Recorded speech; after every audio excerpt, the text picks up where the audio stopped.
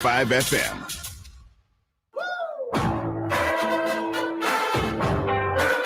Jason Minix, The Blitz.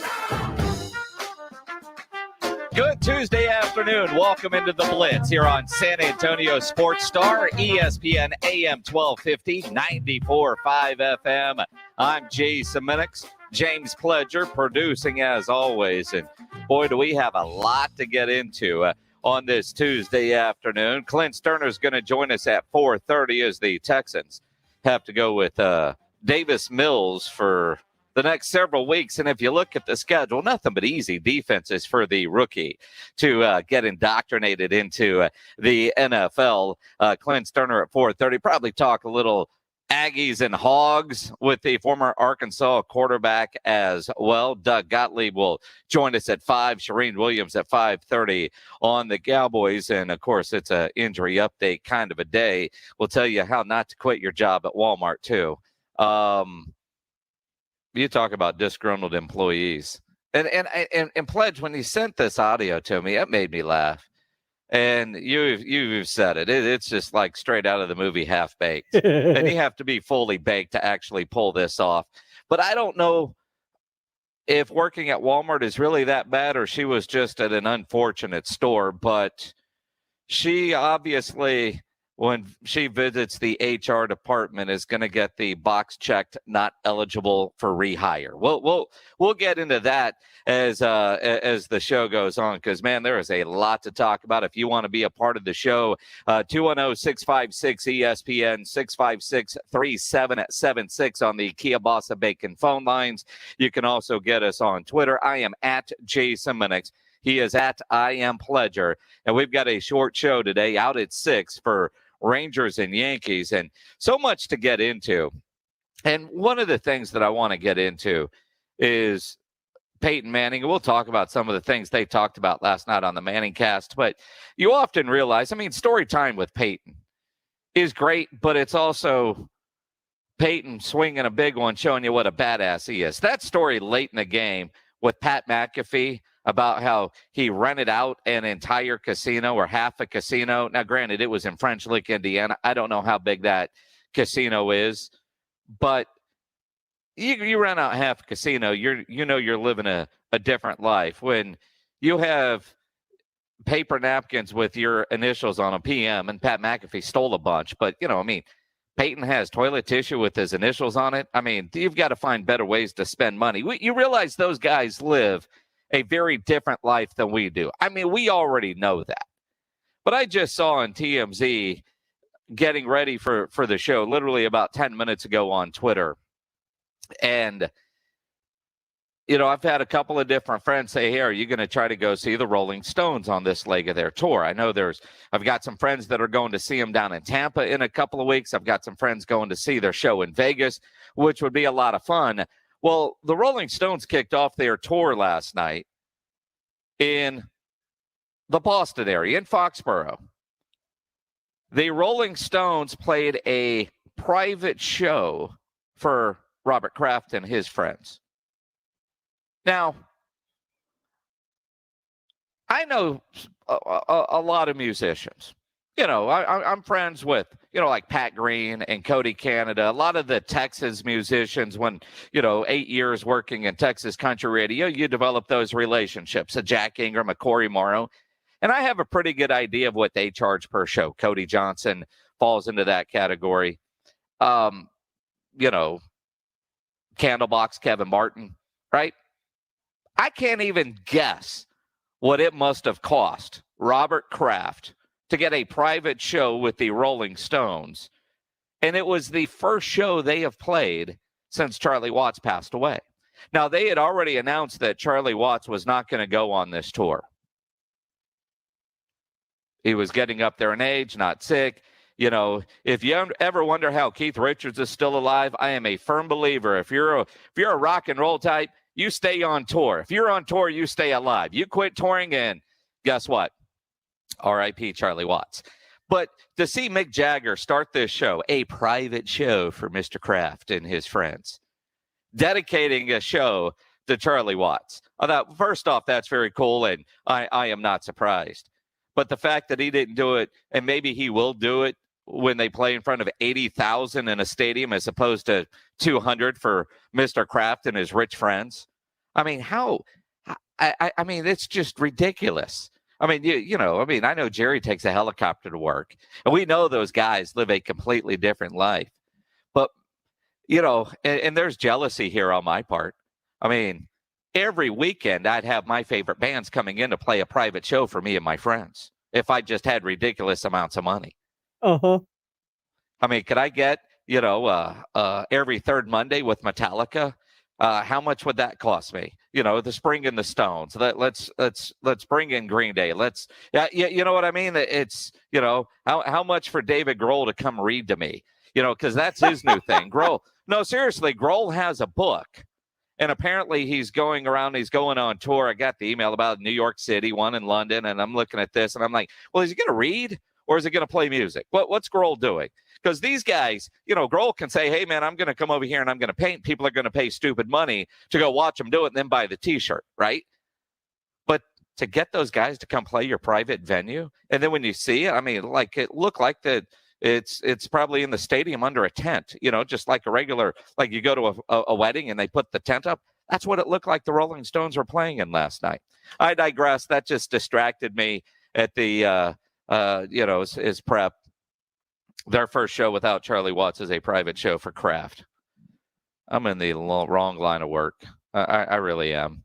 I mean, there's rich and then there's almost rich. I mean, everybody last night, were you not rooting for the Lions? Not just because you wanted to see Aaron Rodgers lose again, not hoping that Carl Schoening might be right on his ridiculous take that Aaron Rodgers is washed up and going to get benched by week, what did he say? 6? 4? Week 6? 6. We were talking about how to punish bad takes. I think we just need to create a wall of bad takes and just put it up there like the wall of shame. There in the studio. I mean, I don't want to see the poor kid have to shave his eyebrows. That would be bad. None of us need to see that. But there was a guy last night that had a 16-team parlay going that if the Lions would have hit the money line, would have netted $726,000. Now, first off, the balls it takes to put together a 16-team parlay. But to come to the Lions as your closer? I don't even know how that guy could have handled watching any part of that game. I mean, then it started raining and Jared Goff couldn't handle a wet ball because apparently he's never practiced with one. Hearing Peyton Manning talk about how even when they were playing in the dome, you were so prepared that you used to practice with your center, and Jeff Saturday confirmed it on ESPN today that, yeah, even in a home game, Peyton was so worried about a wet ball in case, I don't know, you remember what happened in the Alamo Dome and the water cannon went off and everything got wet? I mean, you just prepare for every scenario. Apparently, Jared Goff doesn't. Green Bay won big. Aaron Rodgers gets the trolls off his back for a week. His words, not mine. And Aaron Rodgers looked good. Aaron Jones looked good. Everybody named Aaron played well last night. Randall Cobb, not so much. I took Randall Cobb in fantasy because Aaron Rodgers wanted his friend back. Now, I knew Adams would get a lot of the touches, but, I mean, if you're going to go out of your way to get your team to trade for a wide receiver, don't you think you might throw him the ball some? Don't you think you would at least feed him? That didn't happen. How many of you watched the Manning cast last night? I did. I as a play-by-play guy, I feel dirty saying that. I feel bad for Steve Levy, but I never even flipped over to hear him. The guess I'm a little unsold on. I mean, it's a mess of a show, but that's part of what makes it great. Eli, with his golf simulator turned into a big-ass TV, pretty awesome. Peyton Manning is actually in a studio. That can't be Peyton's house, right? He's actually got to be somewhere in a TV studio. I think Eli's literally in his house. Unless Peyton Manning actually turned part of his house into a studio, which I wouldn't run that past him. Which is possible, but when you see the ceiling and the lights and then that long thing with the air ducts, it looks like it's an actual TV studio. Although, I wouldn't be surprised if he just built one for Omaha Productions. I mean, why not? Mm-hmm. Eli is certainly sitting at his house and doing his thing. Pat McAfee needs to be a part of that thing every week. Yeah. I mean, McAfee is great. But when you look at it, the numbers for last night, 1.86 million viewers tuned in for the second Manning cast. That's more than double the 800,000 that watched in week one. Now, I haven't seen what the numbers were for the actual ESPN broadcast with Steve Levy. Last week, I mean, the numbers were so dominant, it was like, did you forget that the Mannings were on? And I was kind of in that boat a week ago. I was at an event, came home, put on ESPN, jumped on Twitter, went, oh, crap, the Mannings are on.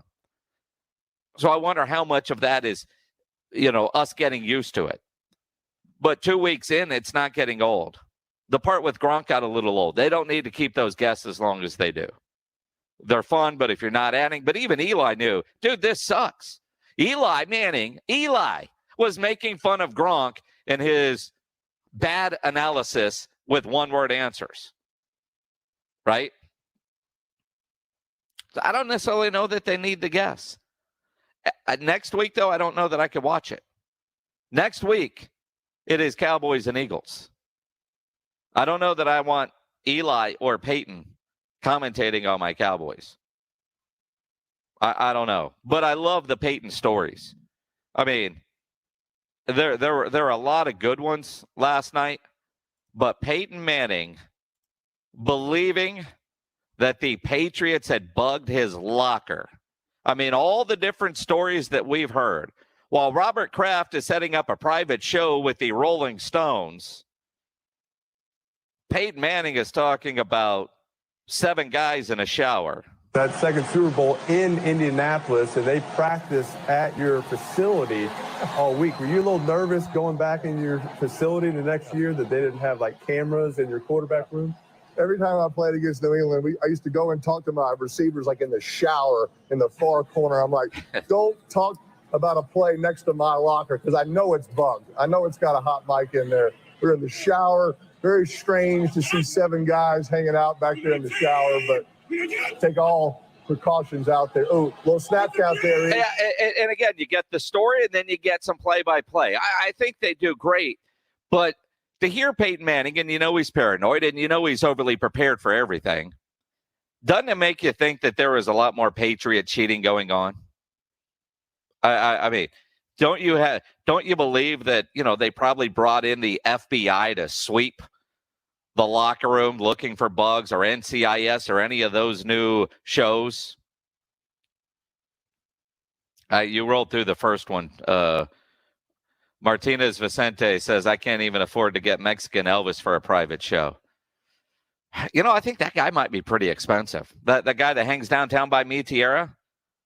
I mean, $50 an hour, 3-hour minimum. You got to feed him. Probably offer him a shower. I mean, do you ever wonder what it would cost to get something like that? I mean, my wife was asking for some event at her job how much mariachis are.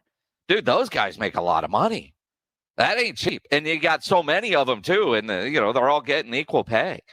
Got a private show with the Rolling Stones. Talk about a flex. It doesn't get better than that. It really doesn't.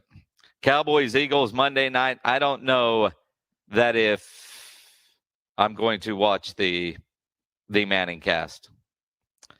Prince Obi-Wan, help a brother out. Let's hear your picks for the Pro Football Pick'em Challenge 1 and 2. I haven't looked yet to see who won or how I did, Pledge. If you want to look that up. Oh, did you win? Well, of course you did. Prince Obi-Wan says we're 1-2, so. Who, me and you? Yeah. Or you and Prince? No, we are. That's why he needs help with his picks. Yeah, but see, I don't get to win the Pinkerton's gift card or the Mellow Mushroom gift card. But for a small fee, but yeah, we could. For a small fee, I mean, we could look at that. I haven't even looked to see how I did on my picks this week. I guess I did pretty good. Probably need to check that. And then, of course, you got to start thinking about getting your picks in next week for the Pinkerton's Barbecue Pro Football Pick'em Challenge. As you get ready for Cowboys and Eagles, there are so many different things. When you look at the Dallas Cowboys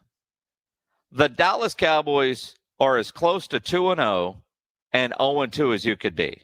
They play two very good teams, and both teams came down to a field goal on the final play.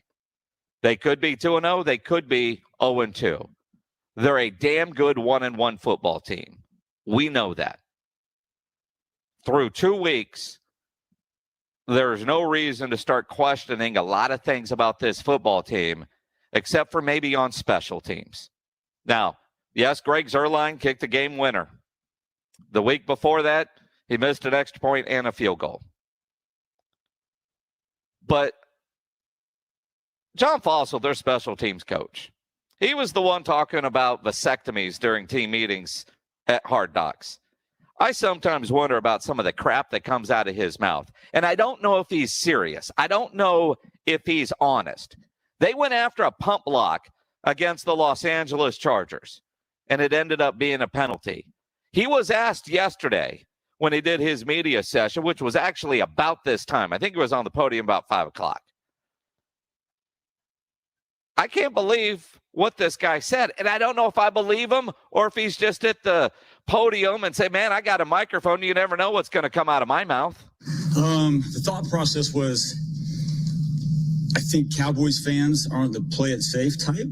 So I was going to give them what they wanted, come after their ass on punt rush. So I hope they're happy with it, because we came after them. It's kind of the mindset going into the game that we're gonna come after this football. And you can sure debate everything. Oh, and we do.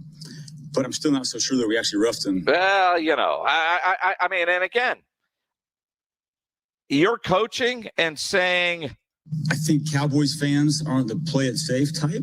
So I was going to give them what they wanted. Really?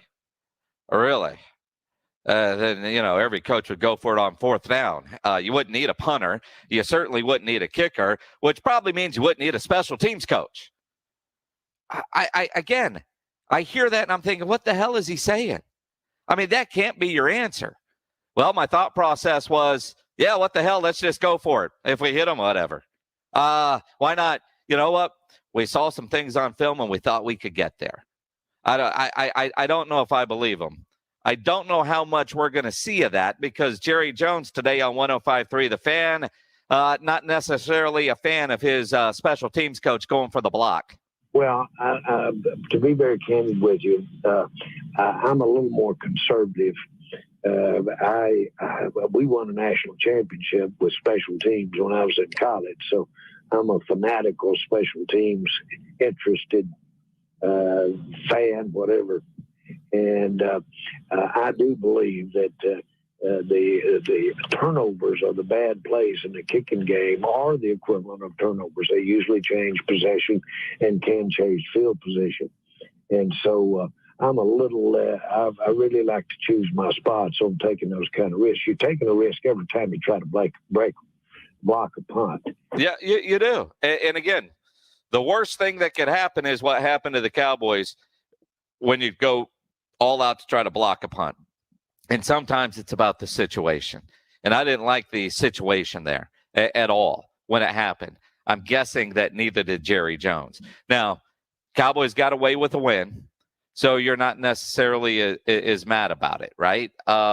Same kind of thing when Jerry was talking about Mike McCarthy's end of game excuse on, well, I was looking at the clock and it went away, boss. I knew I should have called a timeout there, and you know all that, but I couldn't see a clock. I don't know what the hell.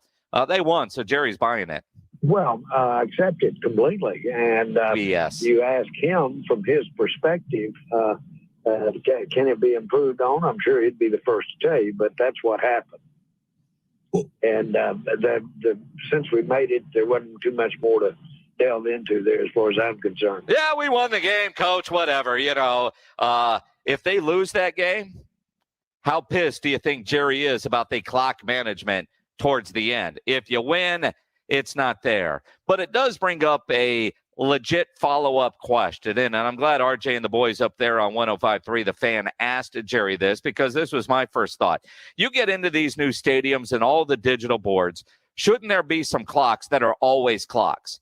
No matter what is going on, the clock down and distance in these particular spots that are viewable for coaches on every sideline never go away. They're not on a digital board that could turn into an ad at any moment or have some graphics show up. Should that be addressed by the league? Well, again, there are a lot of conditions that you have in a stadium that you, if you are building a stadium or if you're configuring a stadium, and one of them would obviously be have clocks that the coaches can readily see. Thank goodness our quarterback saw it and got the timeout call. With 4 seconds. 4 seconds. And then, of course, the giant cameraman that was blocking Kellen Moore's view. Now, again, he's little Kellen Moore. There's a reason I don't like floor seats because I'm 5'7", and never fails. If I get floor seats at a concert, I get the 6'2" guy in front of me. I mean, it just comes. Apparently, there was a giant cameraman blocking Kellen Moore. He couldn't see the clock. But obviously, they got the win. Jerry was ecstatic. On the defensive side, through 2 games, Micah Parsons has been incredible. And 2 games in, little revisionist history from Mr. Jones on the greatness that is Micah Parsons. We thought he was the best defensive player in the draft. Not true. And that's why we just didn't cut our throat when we didn't get a corner. Yeah. But and he is that because he's got that so much flexibility in what he can do on defense. And obviously we've seen him do it, line up just in 2 games. We've seen him line up in multiple areas, and you'll see him continue to do that. This next part for Rob Thompson. I would say that pressure is the key. Wherever you bring him from, emphasize the word pressure. You'll see him play different positions, but most of the time we want to use him to get some pressure on that passer. And they want to get all that pressure. They want to get there. They want to get things done, and he certainly did. More high praise from a second-year player. I mean, you think about at a Steele High School and Texas Tech, Terrence Steele getting the accolades from the owner. My hero of the game, or one of my heroes of the game, was Steele, our right tackle. Yeah.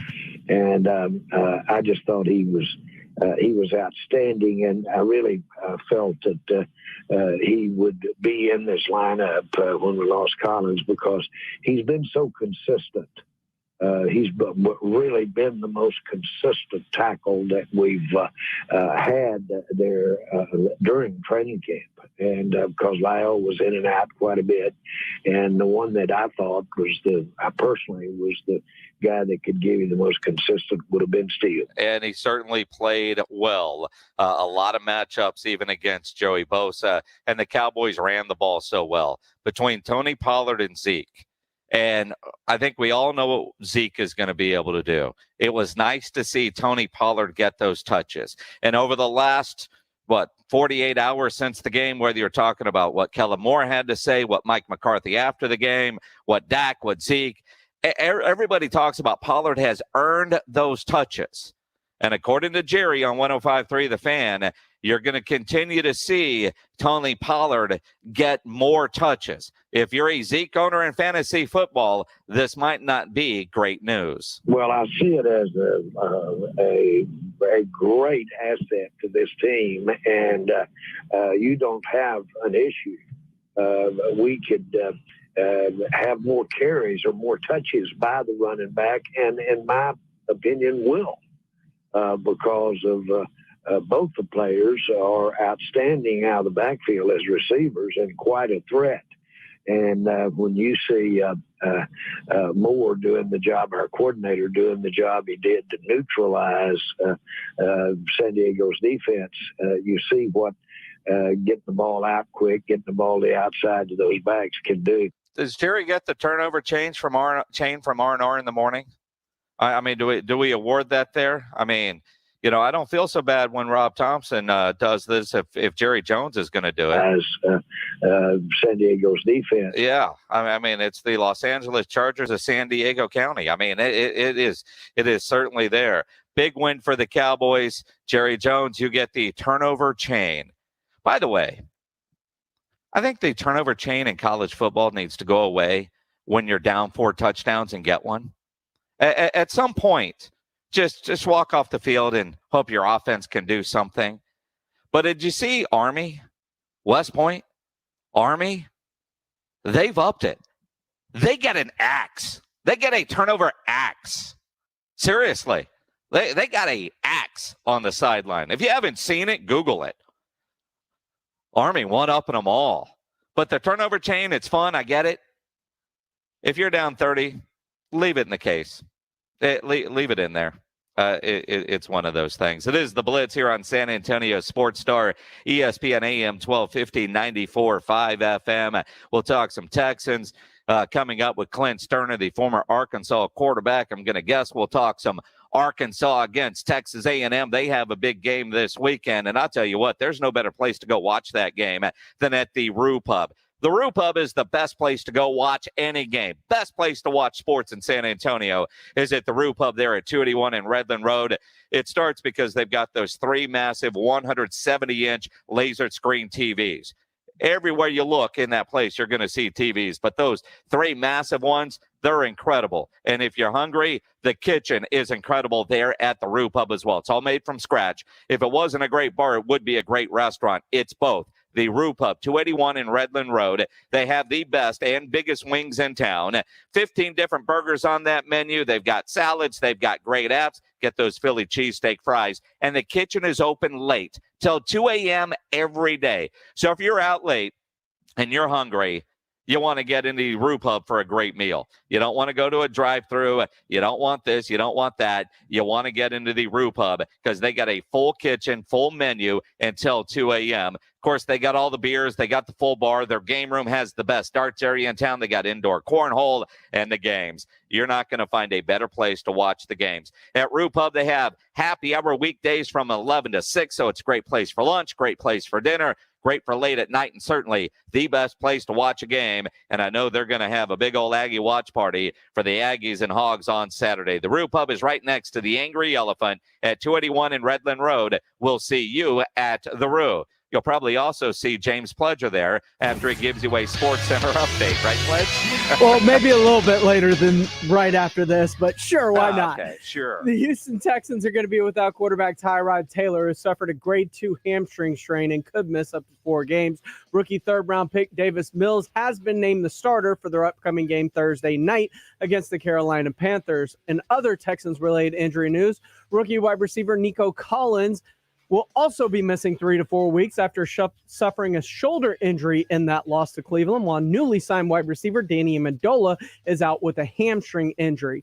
Cowboys right tackle Lyle Collins is reportedly appealing his 5-game suspension, according to ESPN's Adam Schefter, for violation of the league's substance abuse policy, citing excused absences for the missed tests. In college football, UTSA Roadrunner defensive lineman Tremaine Bell II has been named Conference USA's Defensive Player of the Week following his 4-tackle, 2.5 tackle for loss, 2-sack, 2-quarterback hurry, and forced fumble performance in their win over Middle Tennessee. In Major League Baseball, the Astros took their opener against the Angels 10-0 as Framber Valdez pitched 7 shutout innings. Marwin Gonzalez hit a grand slam in the win as they continue that series tonight with first pitch set for 8:38, while the Rangers fell to the Yankees 4-3 in their opener. They continue that series tonight at 6, a series you can catch right here on San Antonio Sports Star. I'm James Pledger. ESPN AM 1250 and 94.5 FM.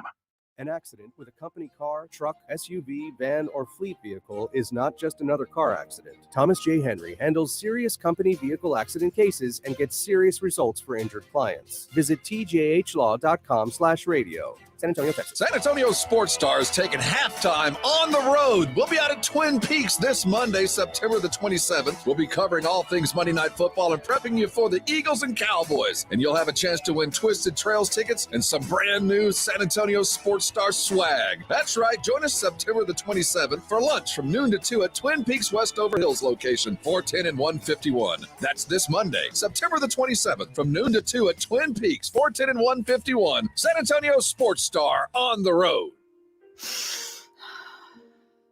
The soothing scent of Vicks Vapor Rub. It's only one of the most iconic smells ever.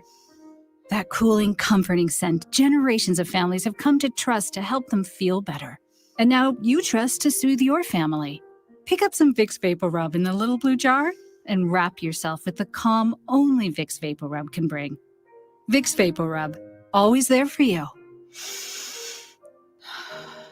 Guys, stop putting your love life on hold. U.S. Pharmacy has some exciting news. If you've been wanting to try Viagra or Cialis, now's the perfect time. Call today and receive 90 little blue or little yellow pills for only $119 with free shipping. Why order some low-dose sildenafil from one of those subscription services when we can give you what you want now? Call 800-990-6271 and we'll rush your order discreetly packaged to your door. Been thinking about trying Viagra or Cialis? Call U.S. Pharmacy at 800-990-6271 for as little as only $119 for 90 pills. Need your package in a hurry? Call 800-990-6271 and ask about our express shipping option, and we'll rush your order to you as soon as possible. Save money on the little blue or yellow pill you've been wanting to try. Again, 800-990-6271 now. That's 800-990-6271. What's up, guys? Dude Perfect here. We are so excited to announce that we are bringing the Dude Perfect Tour to your city this fall. We cannot wait to get out on the road. We are so excited. Dude Perfect, live at AT&T Center, September 29th. Get tickets now at dudeperfect.com. We've got our favorite overtime segments. We've got crazy new competitions. We cannot be more excited to be live and in person with you. So check out dudeperfect.com for details. Signing off for now. Pound it, noggin. See ya! Tune in to the Blitz today for the ESPN San Antonio Injury Update, powered by the Sports Institute at TSAOG Orthopedics. Catch up on the latest injuries and how it'll affect your team. The Sports Institute at TSAOG Orthopedics. Online at tsaog.com. Hey, Cowboy fans, Miller Lite, the only beer of the Dallas Cowboys and San Antonio Sports Star. We're throwing a big watch party for the Monday night game between the Cowboys and Eagles at I-10 Ice House. We'll start with a live broadcast of the Blitz starting at 4, and then watch the Cowboys take on the Eagles. Hourly drawings from 4 to 7 to win Cowboy game tickets, a Miller Lite Cowboys OtterBox cooler, Drew Pearson Hall of Fame standee, and other great prizes. And enjoy Miller Lite and long necks during the game for just $2.08. That's Monday at 4 at the I-10 Ice House. 20 years of fears are about to break loose. Hallowscream is back with a vengeance at SeaWorld. The biggest, most terrifying Halloween event in Texas. With multiple haunted houses, coasters in the dark, and horror around every corner. Select nights September 17th through October 31st. Hallowscream at SeaWorld San Antonio. Buy a 2022 season pass, get Hallowscream free, plus unlimited visits next year. Restrictions apply. This is The Blitz with Jason Minix and the brightest sports insiders. San Antonio Sports Star, ESPN 1250 and 94.5 FM. It is The Blitz here on San Antonio Sports Star, ESPN AM 1250, 94.5 FM.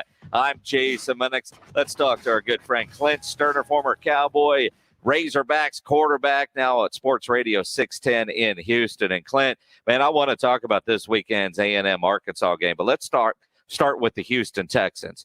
I gotta admit, man, this team is playing a lot better after 2 weeks than I thought they were. I thought we were going to see a bad news Bears type of performance, and we're not. I mean, they're not going to win a lot of games, but you know that they're playing. You know, their opponents know they were in a ball game. There's no question about it. Look, man, I mean, here's the deal, Jay, is I think that the reason everybody is so is taking note of what the Texans are doing is simply because everybody expected the wheels to fall off. Everybody expected it to be an expansion team. Everybody expected it to be, what'd you say, bad news Bears. And the fact of the matter is, Jason, that these guys are coached really, really well. They're veteran players that are, you know, they do all the simple things savagely well throughout the week. They show up, they're accountable. You know, they understand doing their job and nothing more. They understand not getting caught up in tomorrow and not getting caught up in next week. And so that in itself was going to be an improvement based off of what was going on in Houston last year. The football fundamentals, the football 101 stuff has improved drastically. And in Houston, we know that because we've seen it every day. We've been at training camp. But I tell you, Jay, here's the deal, and what has been the big game changer in Houston, and not that they've figured this thing out or rebuilt the organization, but here's the deal: is you got Tyrod Taylor, who's playing better, or before the injury was playing better than I think a lot of people expected him to play. Brandon Cooks playing better than I thought anybody expected. And then here's the story of the week for me, man. The offensive coordinator, Bill O'Brien holdover, Tim Kelly, is absolutely lights out in terms of calling plays, man. He is a weapon for the Houston Texans in a major way. I can't believe I'm saying it after week 2, but I got to give credit where credit's due, man. Tim Kelly's a game changer for the Texans right now. Absolutely. 100% agree with that. Clint Stoerner from Sports Radio 610 in Houston joining us here on the Blitz. Now, they are well coached, and Tim Kelly got a lot of love on the national broadcast in that loss on Sunday. But the other loss was the quarterback, man. I don't know. Do you send them some candy, some one of those candy bouquets, a Care Bear, Sherry's Berry? I feel so bad for Tyrod Taylor. It's here we go again. Rookie quarterback going to replace him as he's dealing with an injury. Now, I don't think we're going to have a situation like with the Chargers or even Cleveland, but Davis, it's his turn now, and it's going to be his turn for probably at least a month. Yeah, Jason, I think this is a blessing in disguise, man. Look, I mean, you signed up for this. Tyrod Taylor was playing great. You hate to see it. But the fact of the matter is the guy started 4 games in the last 3 years. And it's not because he's just been beat out every single time. Sure, there's a low ceiling there with Tyrod Taylor, so other guys are more sexy and they've been given opportunities. But ultimately, he's been injury plagued, right? So when you look at this year, the Texans deciding to go with Tyrod Taylor, you had to think that they sat on a table and said, hey, the odds are he's not going to last 17 games. Here's the blessing in disguise, though, right, Jay, is what if Tyrod Taylor's playing great through the first 9 weeks of the season and you get to that 10th week, which is your bye, and you really need to see Davis Mills? You're in a little bit of a quandary there. You don't want to bench a quarterback that's leading the team, that's played well, to get a look at the future, the potential future in Davis Mills. That would have been a tough decision to make. Okay, so just from a decision standpoint for this coaching staff, it could be a blessing in disguise. Okay, you're forced into a situation where Davis Mills has to play. You're going to get to evaluate him in a major way early in the season for about 3 or 4 games. The second way it's a blessing in disguise is that it's only 3 or 4 games. If he is overwhelmed, if he's not playing well, if for some reason he's not ready, I don't know what that means anymore, but if for some reason he's not ready, hey, Jay, then you just slide Tyrod Taylor right back in there, and you got you a good month-long sample size of looking at your young quarterback. I'm going to tell you, I would be shocked if week 10 for the Houston Texans, week 10 of the NFL season, we don't look back at this little injury here, the playing time that Davis Mills gets, and then if Tyrod's able to be put back in the lineup, I'll be shocked if we don't look back at it as, man, it was a blessing in disguise, and the Texans somehow found a way to get better through it all. Clint Stoerner from Sports Radio 610 joining us here on the Blitz on San Antonio Sports Star, ESPN AM 1250 and 94.5 FM. I hope you're right on that. I want to see Davis come in, play well, not be a disaster, because behind him is the disaster waiting. So they've got to protect him up, coach him up. And I appreciate what we're getting out of David Culley. I love the fact that he got the game ball after week 1, and I appreciate his honesty. Follow me here. You've been around the league for a long time.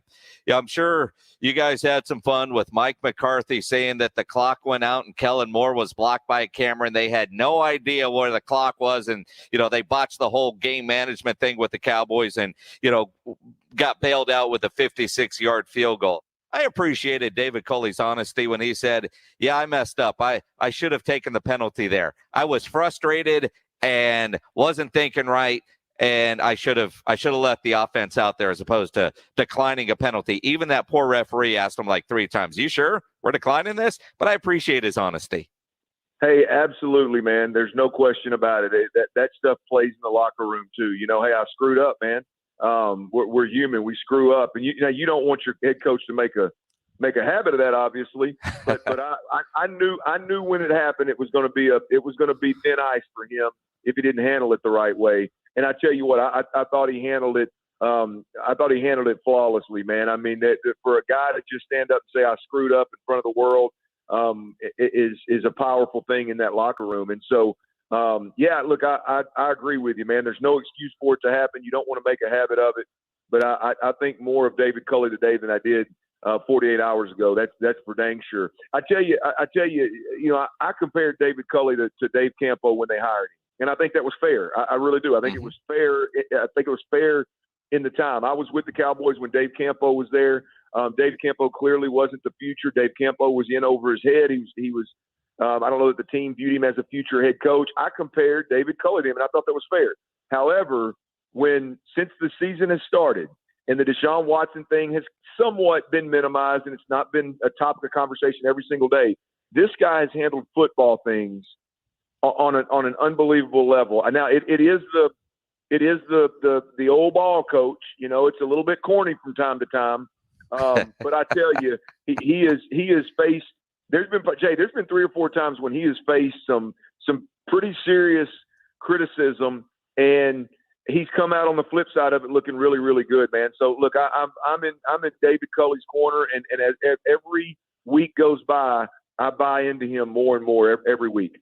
I agree. And with Lovey running the defense, and you mentioned Tim Kelly, what he's able to do and what he's been able to do through 2 games with the offense, total perception of Tim Kelly has completely changed for me anyway.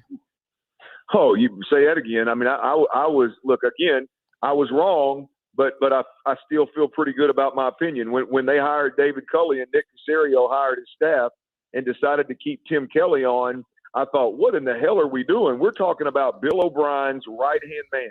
We're talking about a guy that has 0 experience calling plays outside of Bill O'Brien's system. And even within that system, he called plays for 12 games.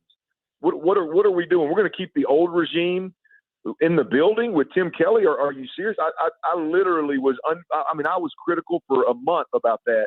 And I'm going to tell you right now, today during my show, I tipped my cap.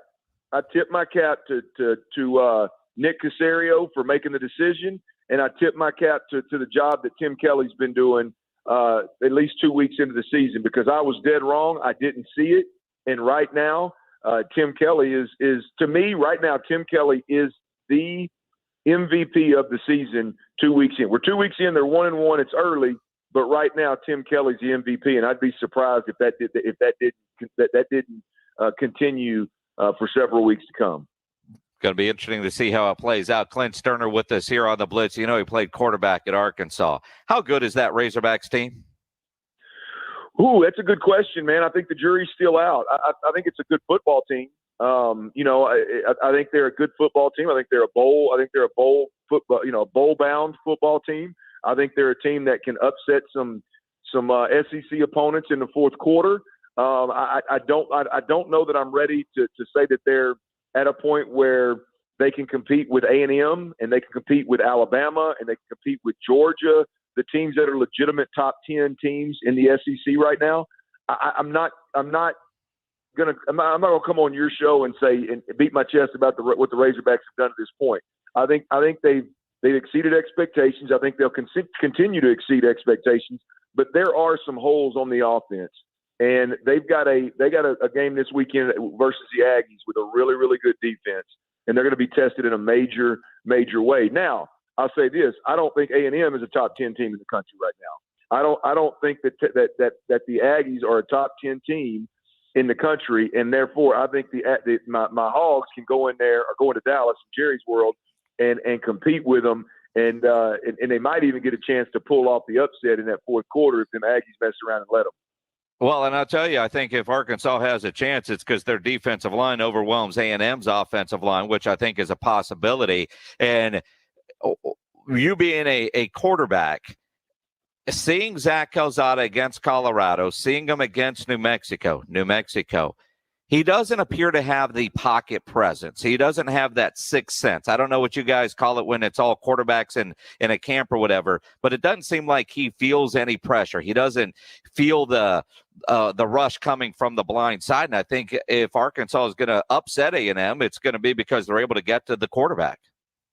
Well, you said it right. It's the sixth sense, and thank the Lord that was the one thing that I had that was pretty elite. I mean, I couldn't run away from anybody. I wasn't big enough. I wasn't strong enough. I couldn't throw it a country mile, but I could damn sure dodge the knockout punch. And so Here's the deal is I agree with you. It's about the Arkansas defense, but I think it's more about Barry Odom, right? I mean, Barry Odom's ability, they're running that 3-3-5 defense, which I know your listeners don't all know what that is. 3 down linemen, 3 linebackers, and 5 defensive backs. And what that means is they can move and shift and disguise coverages, pretty quickly. And they're really, really good at it. And, that stuff doesn't necessarily work against a team that can line up and just run it down your throat, or it doesn't necessarily work against a quarterback that's seen it all. But I'm going to tell you who it works against, and I'm going to tell you who it works against in a big way, is an offensive line that doesn't have a lot of experience together and a quarterback that doesn't have a lot of experience seeing it, Jason. So, look, here's the deal. I think the X factor in this game is Barry Odom versus Zach Calzada. And I'm taking Barry Odom in that particular situation. I've seen him confuse quarterbacks many a time. I would be shocked if he didn't confuse and stifle the A&M offense for a good chunk of this football game. Are they good enough to overcome it? Sure, they're talented as hell all over the place. I mean, they got NFL guys, but I would expect for Odom to confuse Zach Calzada and this offense and the Razorbacks to be able to make a good number of big-time game-changing type of plays on the.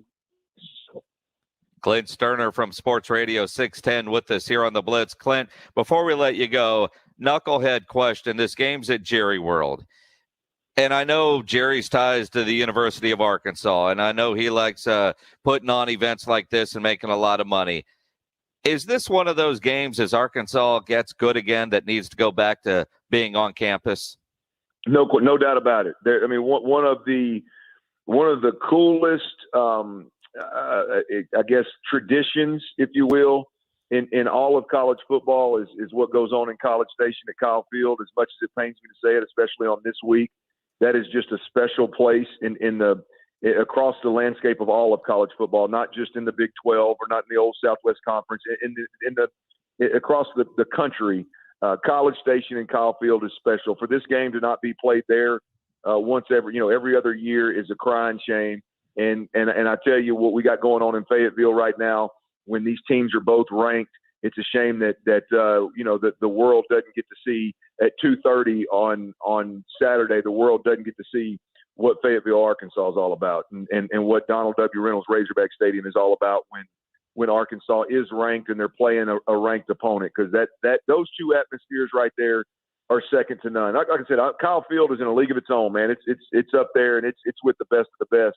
But Arkansas is no slouch either when you talk about a game day atmosphere when the team is ranked. So yeah, man, it needs to go back to home and see what they can shake, because those two places are special, man. I love Jerry's World. Look, I love going there. It's easier for me to get to than Fayetteville. but man, yeah, they need to go back. Those two college game day atmospheres are special, man. Certainly. Clint Stoerner, Sports Radio 610. I know you got to jump back onto your show. Appreciate you taking some time to jump on mine here in San Antonio on the Blitz, man. We'll talk to you next week. You got it, brother. Y'all be good. Go Hogs.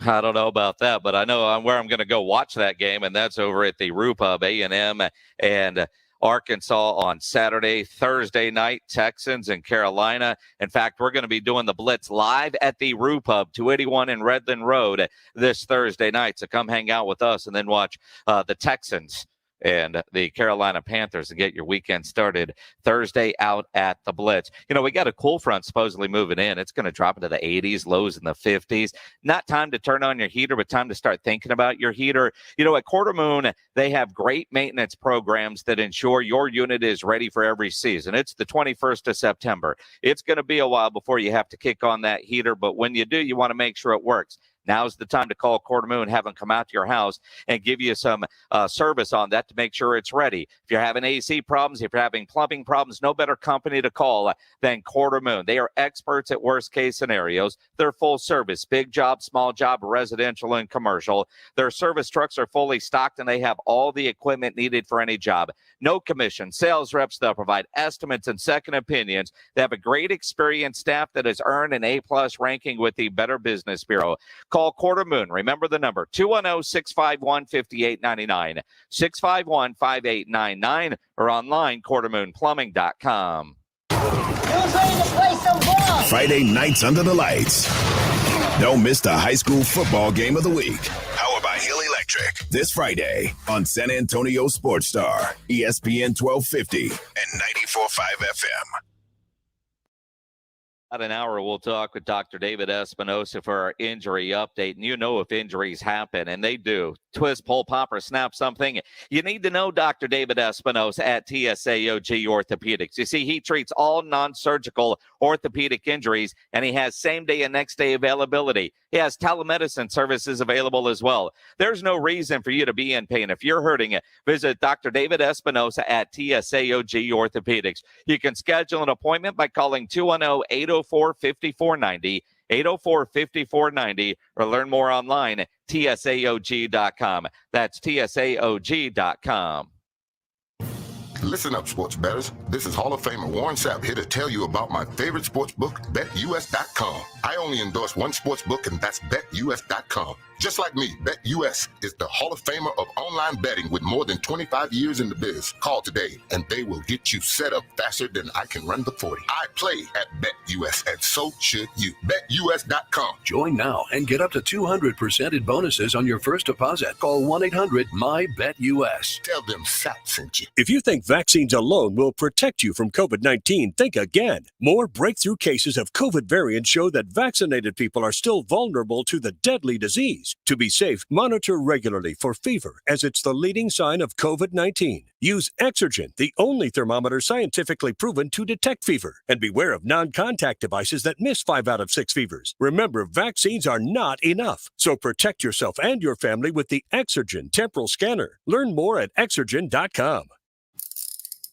If you get arrested, get out of jail fast by calling AA Best Bail Bonds, 210-225-2121. Text bail to 474747 or online at mybestbailbonds.com. You don't have to call attorneys or anybody else. Don't be forced into a PR bond. If the jail offers you one, make sure you understand the conditions before accepting it. AA Best Bail Bonds, nobody beats their price. They have payment plans. Call 210-225-2121 or mybestbailbonds.com. License number 149. It's practical, it's smart, and it's so easy. It's Diamonds Direct's most amazing offer ever. Right now, for a limited time on any purchase, the best price, pay nothing down, and get 5 years, 0 interest financing. If you've been eyeballing that $5,000 designer ring, right now it's only $85 a month. Those $3,000 diamond studs, just $50 a month, and they're yours. Everything's affordable. Don't miss the special limited time financing event on approved credit. 5 years, 0 interest. Only at Diamonds Direct. At the shops at Lock Ontario. The Dallas Cowboys, the Philadelphia Eagles. 2 bitter rivals, 1 big night. Get the action live Monday starting at 7:15. Sponsored by AA Best Bail Bonds and Ewald Kubota. San Antonio Sports Star, ESPN 1250 and 94.5 FM. This is Rob Thompson on your home for Dallas Cowboys football. San Antonio Sports Star, ESPN 1250 and 94.5 FM. Always good to hear from Rob. Make sure you listen to Rob and Rudy, R&R in the morning, weekdays from 7 to 10 here on San Antonio Sports Star. I'm Chase Simmons. I'm gainfully employed. And one of the things about the radio business is most of the time when they let you go, or you put in your notice, you're off the air immediately. It's rare in this business to say goodbye to your audience. And I'm not doing that now. Don't freak out or celebrate, depending on how you view me. And one of the reasons why is because of what some lady did at Walmart as she was turning in, well, I guess not notice. She just flat out quit half-baked style on the PA announcement. Attention Walmart shoppers and associates. My name is Beth from Electronics. I've been working at Walmart for almost 5 years, and I can say that everyone here is overworked and underpaid. The attendant policy is bullshit. We are treated from management and customers poorly every day. Whenever we have a problem with it, we're told that we're replaceable. I'm tired of the constant gaslighting. This company treats their elderly associates like shit. To Jared, our store manager, you're a pervert. Greta and Kathy, shame on y'all for treating your associates the way you do. I hope you don't speak to your families the way you speak to us. Shout out to Cominique, Patty, Chardell, and so many more. Walmart doesn't deserve y'all. Manage it and this job. I quit. I think they marked her not eligible for rehire after that. That's just bad. And I don't know if bring it's her back. No. Or anywhere for that matter. I mean, I hope she doesn't put that on her LinkedIn. And I don't know. I know some people that have worked at Walmart for a long time, and they say it's a great place. Maybe that one particular store was bad, but it is straight out of the movie Half Baked. I give her a lot of stones for getting through that, because at some point you would have figured somebody at Walmart, I don't know, do they have the ability to turn off the loudspeaker? I mean, clearly they weren't all gathered up by a register. So I don't know. But to get through that lasted an entire minute. That was well done and planned out by that former Walmart employee. After 5 years, well, I mean, if you're fed up with the job, don't you know pretty quick? I mean, did it really take you 5 years to decide this job isn't for me? Interesting stuff. Speaking of jobs and people losing it, did you know that here in San Antonio, we are building the next Air Force One? And when I say we, the people that work over at Boeing, they are building the next Air Force One. I did not realize it was getting built here in San Antonio, but that's cool. Presidents are going to fly in that plane. Although now there's some great concern about that plane, because I guess during an inspection of the work that's been done, 2 empty bottles of tequila were found at Air Force One, in Air Force One, during the construction process. 2. I mean, you're building a plane that's going to fly the president. Here's the sad part. I guess sad. Everybody working on that plane apparently has had to go through a background check, and they probably log a little bit closer than your normal plane construction on who's allowed on that plane and who's on that plane. So it's probably not going to be hard for them to find who brought the tequila on. I mean, they'll probably run fingerprints and that sort of stuff. But does it get more San Antonio than finding a couple of empty tequila bottles and the construction of a plane? And because it's Air Force One, obviously, everybody under the sun is investigating that. Some guy's going to lose his job because tequila while building Air Force One. Crazy stuff. Coming up at 5:30, Charean Williams from Pro Football Talk is going to join us. Hall of Fame voter. I mean, you talk about NFL coverage at the highest. Charean Williams is it, and she will join us at 5:30. We'll talk to our friend Doug Gottlieb coming up in about 10 minutes or so from Fox Sports Radio. And, of course, we want to hear from you on the Kielbasa Bacon phone lines, 210-656-ESPN, 656-3776. And you know I love the Kielbasa Bacon, the Kielbasa sausage. Their new breakfast links are incredible. And I've started a morning workout routine.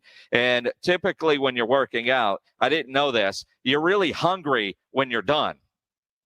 But you just worked out. So getting a breakfast taco isn't the smartest thing, because when you work out, you tend to make a better food choice. I've been coming home and just having a couple of the Kielbasa maple breakfast links. They're incredible.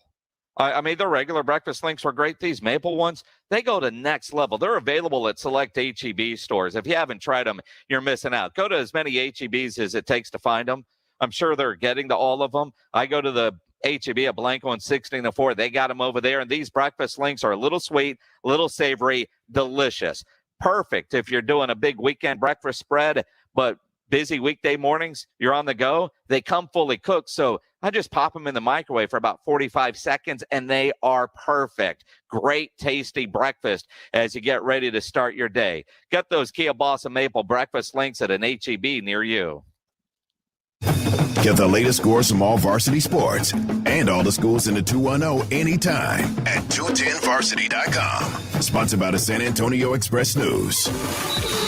While you're at the game on Friday nights, upload photos and videos to your school's page. No way. Plus, check out game schedules and more. 210varsity.com. From the Express News and San Antonio Sports Star, ESPN 1250 and 94.5 FM.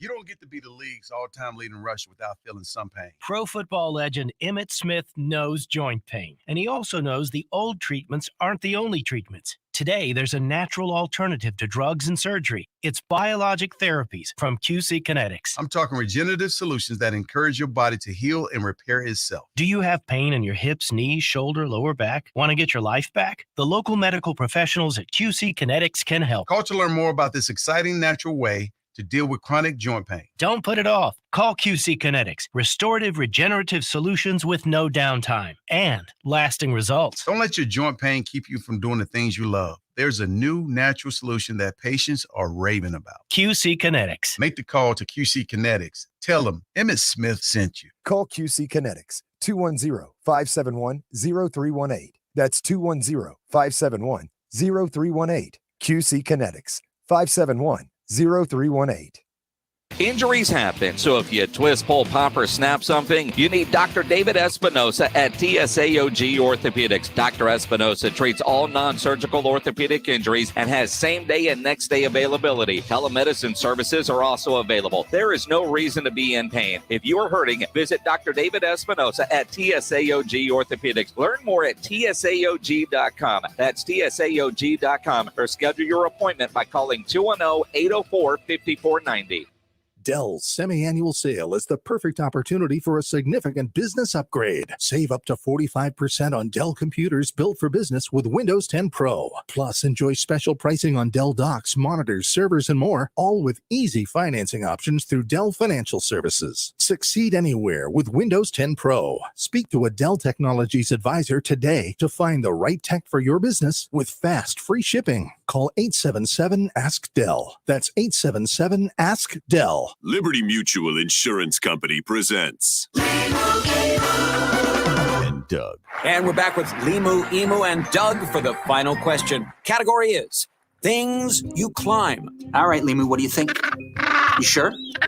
We're going with Liberty Mutual customizes your car insurance so you only pay for what you need. Oh, so close. We were looking for stairs. Huh. Only pay for what you need. Liberty, liberty, liberty, liberty. Live, local, loud. KZDC, San Antonio Sports Star, ESPN, AM 1250 and 94.5 FM. Jason Minix, The Blitz. It is the Blitz here on San Antonio Sports Star, ESPN AM 1250, 94.5 FM. I'm Jason Minix. Glad to have you along here on a Tuesday afternoon. You want to chime in? Easy to do on the Kia Bossa Bacon phone line, 656-ESPN. Get us on Twitter. I am at Jason Minix. He is at I Am Pledger. Had a friend message me during the break, or I saw it during the break. It was on Facebook. Asked me about that steak I did last night. And I did. It was a great porterhouse that I got over at Tri-County Meat Market. It's becoming one of my favorite steaks to throw on the grill. And it looked good. It tasted good. I knocked it out of the park last night. I ain't gonna lie. You're throwing any meat on that grill? You're proud of what you did over the weekend? Make sure you upload a photo at sasportstar.com. For Grilling with the Blitz. Every Thursday we do that and give away a $50 gift card to Tri-County Meat Market. So, I look at what's up there. A little recipe certainly helps because I'm still trying to learn. We do the grilling thing. But yeah, I mean, you did some grilling this weekend. I saw a lot of you at the UTSA tailgate. A lot of the food spread out at UTSA and lots C and B were incredible. I had a lot of fun out there at all the tailgates that we stopped at, which I think Rudy and I made it to 4 before we went into the air conditioning. sasportstar.com. Just upload a photo of what's been on your grill, and you'll have a chance to win a $50 gift card from Tri-County Meat Market. 1 hour of the show today to go. We're out at 6. We got Rangers and Yankees coming up as the Texas Rangers play out the rest of their season. They're just playing for paychecks at this point. Early release time. Not a fan. especially during football season, but we're out at 6. But I think this is the last week we'll have to do with that. And then basketball season is right around the corner as well. Lots of Ben Simmons news getting back into the headlines as NBA training camps open in a week. And nobody to talk basketball better than our friend Doug Gottlieb from Fox Sports Radio, who joins us now here on the Blitz. And again, Doug, you look at Ben Simmons, according to all the reports, is going to refuse to show up for camp. Does Daryl Morey pull the trigger sooner, or do you think he's going to wait until he gets the exact deal he's looking for? Oh, I mean, I think he's definitely going to get what he's looking for. It's interesting. We all kind of evolve on topics, and I would have told you a year or 2 years ago, like, hey, if you're Ben Simmons, you got to show up, and if you're the Sixers, you got to make him show up. I think I've evolved on that because, I talked to some people on some proteins. They're like, when you have something like this where the guy clearly wants out and you've already kind of made it known that you're willing to move him, you don't really want that around your team, especially the start of a new year, when you're trying to kind of refresh and, out with the old and in with the new. Like, it's just like a Debbie Downer to constantly have reminding you of what went wrong last year. And if he's not in, he's not in. So, don't force him to be in. But I mean, look, I think he's a very valuable piece. You're going to have to find the right GM and the right situation in order to make it work. But it's not like there's a lack of talent there. And people in the league respect the kid's talent. It just, obviously the mental aspect of it and even the physical aspect of it, because the shot hasn't looked better. But his inability to even take some of those shots is alarming to a lot of people. Doug, when I think about Ben Simmons and where he could end up, and San Antonio continues to be linked, and I just don't see it for a variety of reasons. And one, if you're the Spurs, you can't give up the first-round draft picks because you're in rebuild, although if there are multiple teams involved, maybe. But even then, if you add Ben Simmons to what the Spurs currently have, yeah, you might say this is a playoff team. But you're not going to add Ben Simmons to what you currently have without losing some of your current young players. I just don't connect the dots to see how Ben Simmons can end up a Spur, yet the Spurs continue to be linked to Ben Simmons. Yeah, it's a weird one because I generally kind of agree with you. And I do think, one of the things that they value all the things the other things that he does, but I think they also really value shooting. It's one of the reasons that they've drafted so many foreign-born players, right? They're all of their fundamental skills and toughness, based upon their evaluations, they believe are better fits for how they want to play. And so I think it'd be interesting if they have a guy who's a non-shooter. Are they going to play, how everybody else is playing, play around, does he become their Giannis type, for example, which I think is what everybody's trying to figure out is can he be a Giannis? Can he be a guy you can surround him with shooters to give him the space to operate? Whereas when you have Embiid, they're just, even though Embiid can shoot, like he's 7 feet tall, you don't want him only shooting jump shots because there's no space because Simmons guy's in the way. So can he be something more than a guy who stands in the dunker? And I don't know how. I also think that, look, he's a guy who's dated a Kardashian. He's a guy who clearly likes the spotlight, likes Los Angeles. Like, I don't know how that goes with Pop's mantra of getting over yourself. He's definitely not over himself. So I don't see it. But I didn't see, like, it was like remember when LeBron was, before he signed with the Lakers, there were some people, maybe you go to San Antonio. Like, you ain't going to San Antonio. You got to get over yourself. That's not LeBron.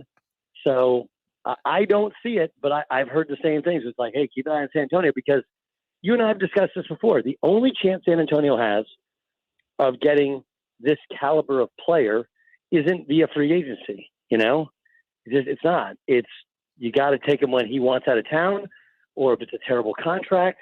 Like, that's what they're setting themselves up for. That's what small market basketball is going to look like.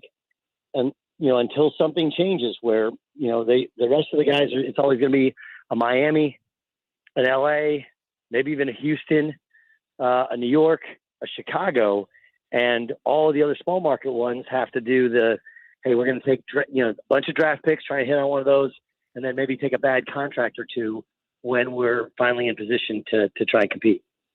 Doug Gottlieb from Fox Sports Radio joining us here on the Blitz on San Antonio Sports Star. Who has a new team first, Ben Simmons or John Wall?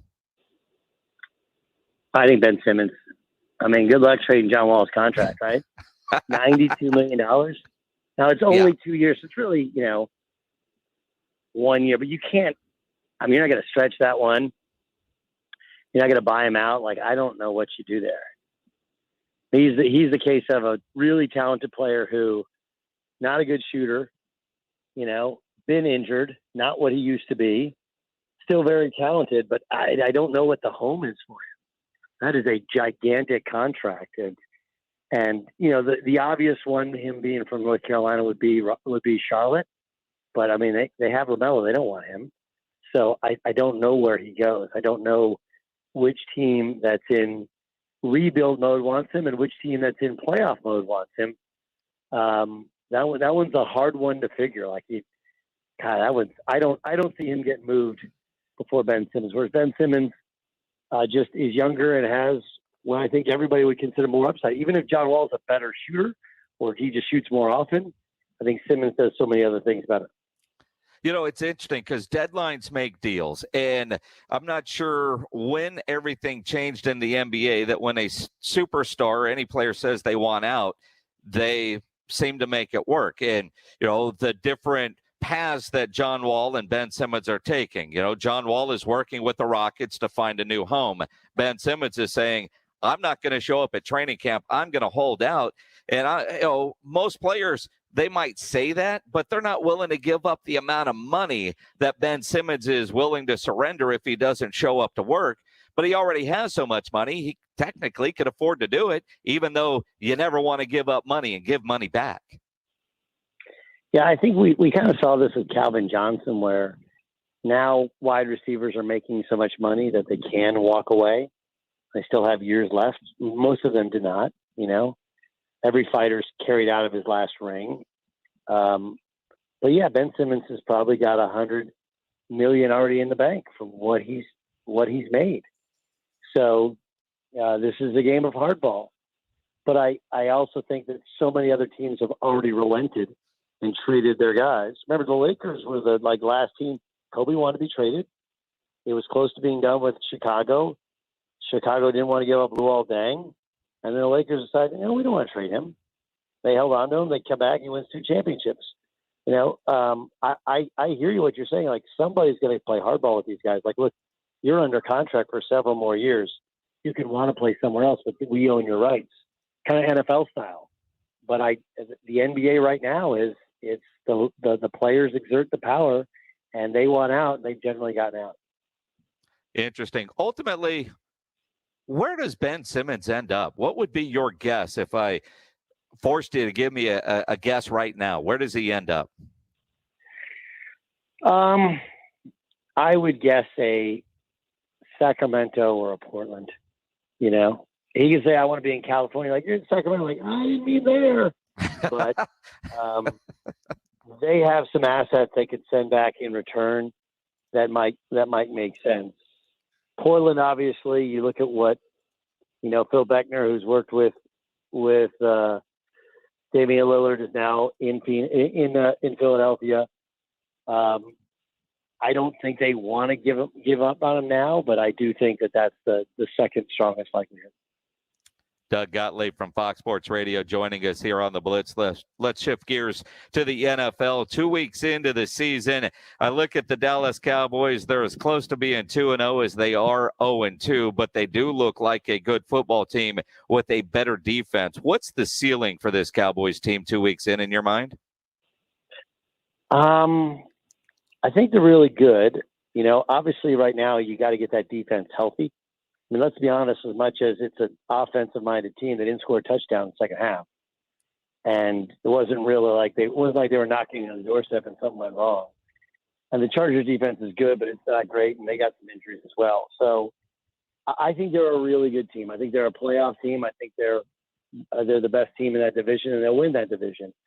But I don't think they're a Super Bowl team unless the defense is dramatically different and the offense is dramatically different over time. They're good. They're talented. But despite, all those rushing yards, they couldn't score on the Chargers. And, they seem to be lacking a big-time tight end. And, they have everybody likes CeeDee Lamb. Those guys are good. But there's something missing from making me say they're great. I'm with you. And again, I was impressed that the Cowboys won a game for the first time, I think, since 2018 without scoring 30 or more. The defense won a game. The defense held the Chargers to 17. They got some takeaways, even in the red zone. But the offense, 14 points in that first quarter, you thought, man, they're going to blow out this scoreboard. And then it stalled down. A lot of yards, not a lot of points. Yeah, I mean, that's where you separate yourself is in red zone and on third down. And when you don't score a touchdown for your last three quarters, it does leave you scratching your head. And I would agree with you, when Keenan Allen falls down, making that big interception in the end zone is huge. And they got a big stop. The illegal procedure penalty helped them. They get a stop, and then they get what was called a sack. But even if Herbert isn't sacked there, they still push way back, and he looked really uncomfortable trying to finish that drive in his own right. So I think they're good. I think it has come together. Do I think they're great? No, I don't think. I think I like Ezekiel Elliott. I think he's obviously overpaid based upon his talent. Pollard gives them a nice change of pace with a speed guy for some of those jet sweeps and other stuff. They have good wide receivers. I don't know if they have a superstar. They don't. I like Jarwin. I like a couple of their tight ends, but they're good. Are they great? I don't think so. I think they would have scored another touchdown in the last three quarters. They were great. Absolutely. Hey, you live in L.A. Have you been to a game at SoFi yet? Yes. Are there clocks visible around the building? Yes. It's or a little different, but yes. I mean, I don't know. I mean, he got screwed up. All he's had to do is own it.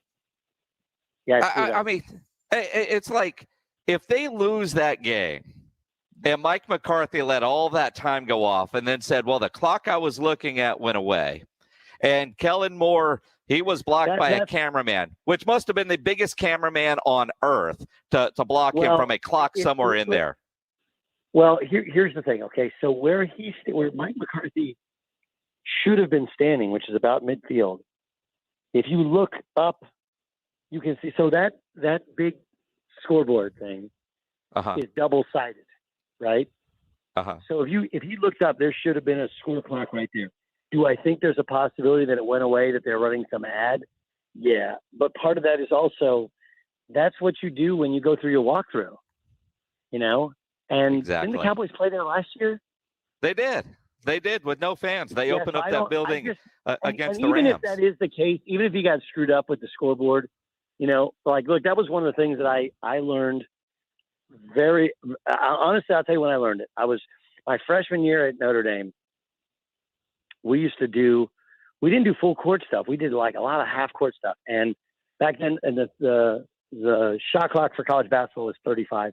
So every possession we would do was like 26 in the shot clock. So I'd never played with a shot clock before. And I can't tell you how many times we were playing 5-on-5 in half court and the shot clock would go off. And I was like, how the hell am I going to know this? Right. And then, my coach was like, look, every time you get the ball, if you look at the basket, if you see the court, you should be able to see the shot clock. You got to know, you also learn, just like quarterbacks have an internal clock in their head, in terms of how quickly I get rid of the football. When you're a point guard, like, when you're being closely guarded, how many seconds, when you're taking the ball in bounds, how many seconds, and you develop this internal clock. Like, I'm stunned that Mike McCarthy didn't have, they don't have a better sense of, hey, look, we're under a minute here. We need to call a timeout. They just that whole last drive. They were very fortunate that the two Chargers linebackers ran into each other in coverage. That was a big play when Ezekiel Elliott got a first down. But it was just Keystone Cops. And, it was. And look, Dak's got it. And did Dak not know the time? He also has a microphone. He has headphones from their microphone in his helmet. So there should be a conversation there going on. I think what happened what David Culley did in Houston was a lot better. Where he screwed up punting on what was like 4th and 3 instead of getting the ball back 3rd down and 10 to go or 3rd down and 8 to go or something, when they had an offsides penalty. And he was just like, look, I was mad, but I screwed it up. If you just say that, like, we're good. Like, Mike McCarthy just seems like such a BS artist with the whole, the clock disappeared on me. The There's only more than thing one I clock could in the stadium. figure. You've coached in the stadium before. And, oh, yeah, by the way, it's your job to know. Well, and again, you've got an offensive coordinator and a defensive coordinator. So your job is situational football. And I know when I show up at a stadium to do play-by-play, I look for the clocks. I see which ones are on ribbon boards that could turn into an ad, and where's the permanent clock. I know where that's at and what's going to give me the stats that I need. I really do think, though, that everybody on the Cowboys offense anticipated the Chargers taking a timeout so they might get the ball back. And when that didn't happen, because Pollard's running off the field, other dudes are running on, I think they were all surprised that the Chargers just never took the timeout. Then they realized it with 4 seconds left because, lying to us by saying, well, I lost my clock, but, we were in field goal range. That guy kicked a 56-yarder and saved your ass because the week before, that guy, you weren't comfortable. He missed an extra point and a short field goal. He couldn't have been. I mean, he got bailed out by a kicker. Yes, they won in spite of, not because of their coaching. I mean, look, Greg DeLay can really kick. He did hit a 48-yarder to give him the lead. Mm-hmm. To give him the lead the week before. So, I mean, he wasn't a complete – second half, he wasn't a complete disaster. But I hear you. Like, I'm with you generally, Jason, that you can't – like, what are we doing here, If they lose that game, you wonder if – sit here and tell us you lost the clock, that is rule number one. You come into the walk through in the stadium, you find all the clocks, I mean, I can catalog them in my brain, places I've been and the different clocks in the different locations. And look, the new domes, the new stadiums, they are very, very different. The traditional, there is no center hung scoreboard, like there is in Dallas. It's very, very different. But again, he's played there before, and if there was an issue, you should know where the next place to look for, and somebody should be talking to him like, hey, we got to call a timeout here. I have no doubt that they got screwed up thinking the Chargers going to, but it's like they didn't want to give the Chargers any credit or something.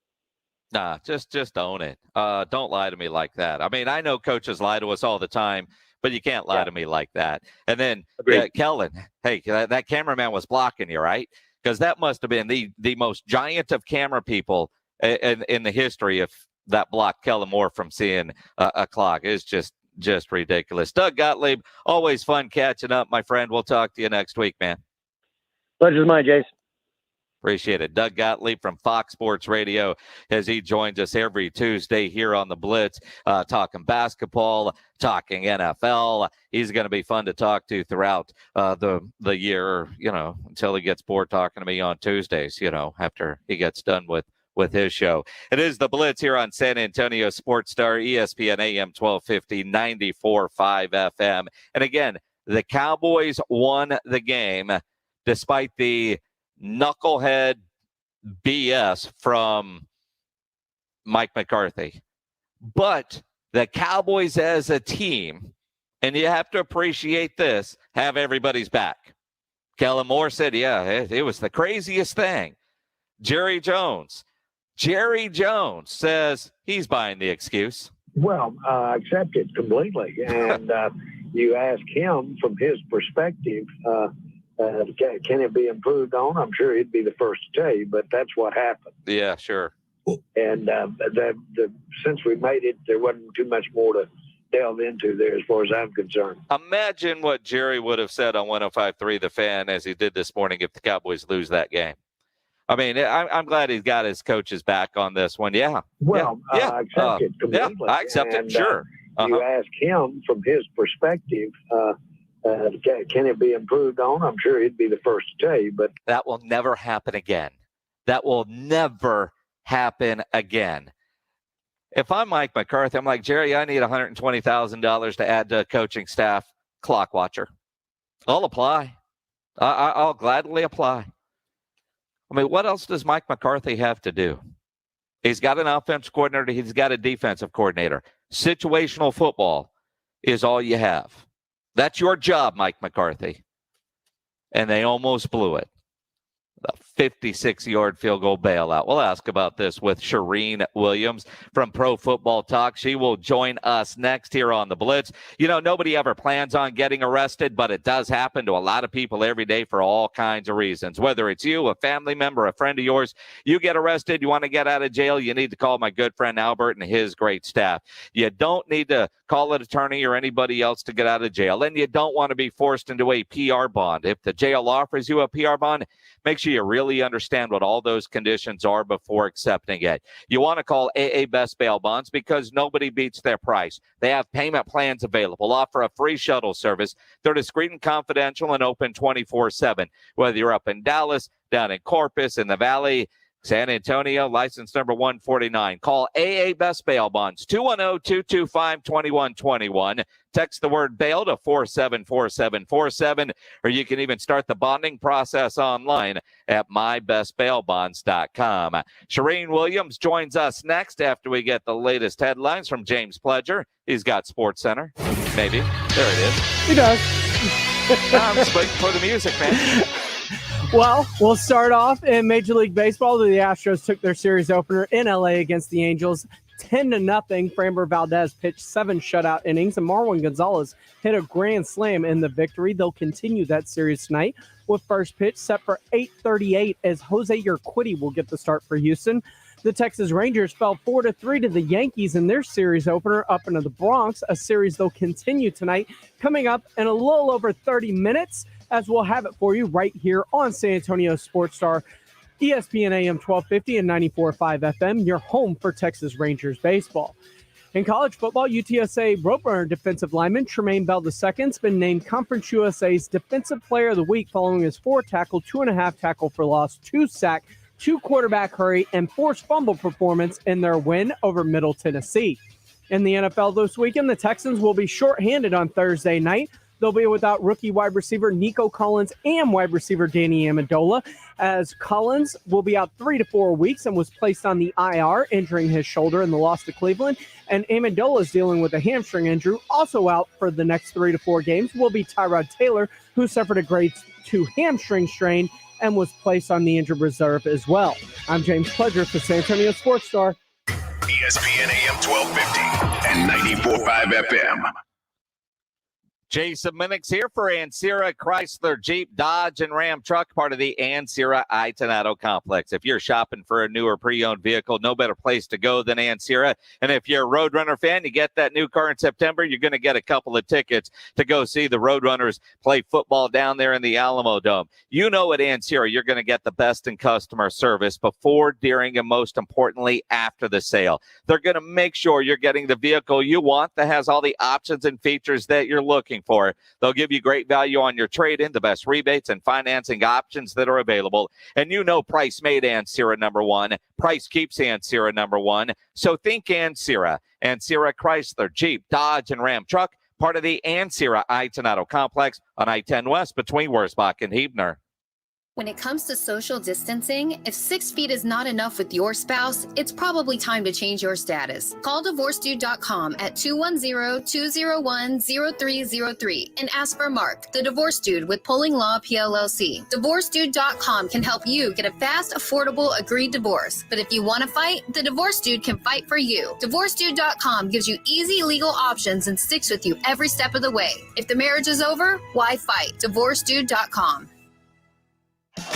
Hey, Cowboy fans, Miller Lite, the only beer of the Dallas Cowboys and San Antonio Sports Star. We're throwing a big watch party for the Monday night game between the Cowboys and Eagles at I-10 Ice House. We'll start with a live broadcast of the Blitz starting at 4, and then watch the Cowboys take on the Eagles. Hourly drawings from 4 to 7 to win Cowboy game tickets, a Miller Lite Cowboys OtterBox cooler, Drew Pearson Hall of Fame standee, and other great prizes. And enjoy Miller Lite long necks during the game for just $2.08. That's Monday at 4 at the I-10 Ice House. Not all pizza places are the same. Mellow Mushroom originated hand-tossed, stone-baked classic Southern pizza. Not in the mood for pizza? Order a calzone, hoagie, sandwich, burger, or a mellow salad and see how care goes into every item on the menu. Take your pick from 24 draft beers and or handcrafted cocktails. And many of the pizzas can be made gluten-free or vegan. Mellow Mushroom is at 1604 in Stone Oak Parkway. Hang with friends, watch the game, and mellow out at Mellow Mushroom. Guys, stop what you're doing. Give me a few seconds of your time and let me give you a piece of advice that will change your love life forever. Have you noticed you've been losing a little pep in your step? Has your lady friend asked you, is everything okay? Do you find yourself having trouble rising for the occasion? Do you stress out before that special moment and wonder, is it gonna work?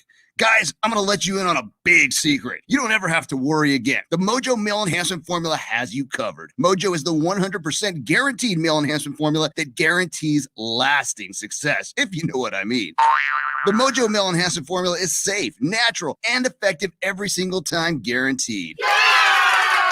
Mojo is available in a fast-acting spray and a quick-action capsule. Do yourself and her a favor and call Pure Line Nutrition in San Antonio today. They'll get you set up for success. Call 210-494-2210. That number again is 210-494-2210. Mojo Male Enhancement, only available at Pure Line Nutrition. Dig a trench, gravel the driveway, remove a tree stump. To tackle the big jobs, you need the power of Kubota. At Ewald Kubota, we have the tractors and construction equipment to get it done fast and get it done right.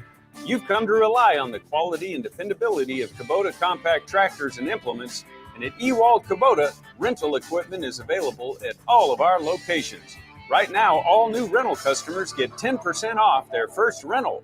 For a store near you, visit ewaldkubota.com. Parents, do you want your child's shoes to fit perfectly? Then you need to get your kids Skechers Stretchfit shoes, because Skechers Stretchfit shoes are so comfortable and so stretchy, they easily slip on and fit almost like a sock.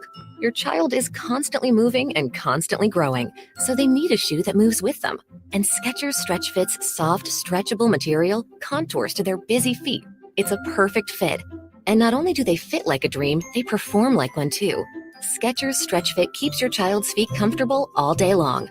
With Skechers' exclusive air-cooled memory foam and a breathable stretch fit knit, your child will be cool and comfy whether playing, studying, or just hanging out. Plus, you'll love just how durable they are.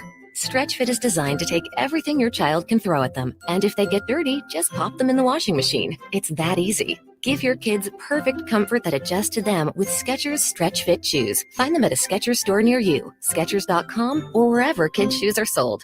The play is in. The Blitz with Jason Minix and Sports Insiders. San Antonio Sports Star, ESPN 1250 and 94.5 FM. It is the Blitz here on San Antonio Sports Star, ESPN AM 1250, 94.5 FM. I'm Jason Minix. Charean Williams from Pro Football Talk, Hall of Fame voter. She joins us now here on the Blitz. Charean, how's your day? I'm good. How are you doing?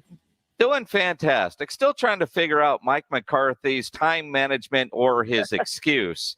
I heard what Jerry said on 105.3 The Fan this morning, that he bought what Mike McCarthy tried to tell us, that the clock went away and Kellen Moore was blocked by a cameraman. You know, you've known Jerry since he bought the team. They lose that game. How does Jerry react?